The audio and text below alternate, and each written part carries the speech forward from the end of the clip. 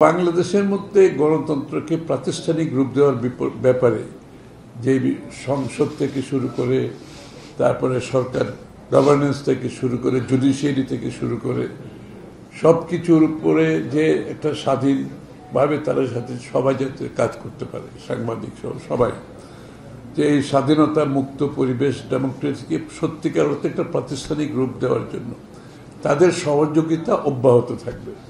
তারা এই কাজটা করতে চায়, তারা বিগত দিনে অনেক বহুলাংশে করেছে, সামনে সেটাকে আরো বাড়াতে চায়, কাজটা করতে চায়। অবশ্যই এটাতে আমরা স্বাগত জানিয়েছি। বাংলাদেশের গণতন্ত্র যদি অব্যাহত রাখতে হয় আমাকে প্রাতিষ্ঠানিক রূপ দিতে হবে। নির্বাচন কমিশনকে যে বিষয়টা গুরুত্বের সাথে আলোচনা হয়েছে, যে নির্বাচন যেহেতু এখন আমাদের সামনে চলে আসছে, সুতরাং আমরা 3 মাসের জন্য অপেক্ষা না করে 3 মাসের আগে সমস্ত দায়িত্ব নির্বাচন কমিশনের নিয়ন্ত্রণে যেটা থাকে সেটাকে আমরা যে আলোচনায় এসেছি সেটা এখন থেকে হওয়া উচিত।